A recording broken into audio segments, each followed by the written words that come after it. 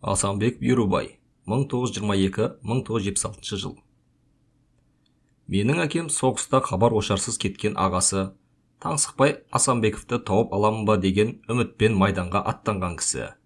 Хабар ошарсыз кеткен ұлдарын уайымдап, сағыныштан сарғайған әкесі Асанбек пен анасы Алтынгүлді ойласа керек. Миллиондаған жауынгерлер жер жастанғандықтан, майданға әскер қатарын толықтыру үшін 1942 жылы 17 жастан 50 жасқа дейінгі азаматтар шақырыла бастады.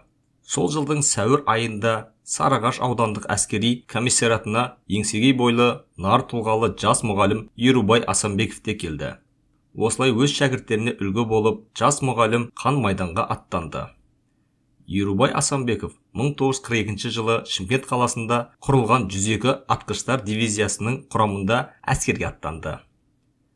1 мамыр күні Украинадағы Лисичанск қаласының түбінде ол қызмет еткен 410 атқыштар полкі неміс басқыншыларымен алғашқы әрі соңғы айқасына түсті.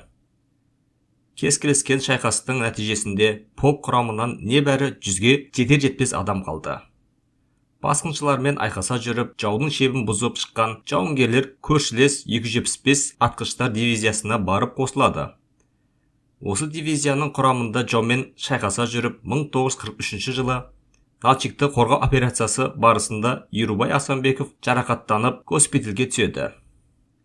Госпитальде емделіп шыққан соң 302-ші күзет отрядында бөлім командирі сержант қызметін 1946 жылдың тамыз айына дейін атқарды.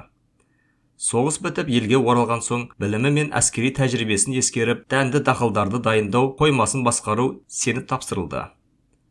Отбасылы болып 3 ұл 2 қыз тәрбиеледі.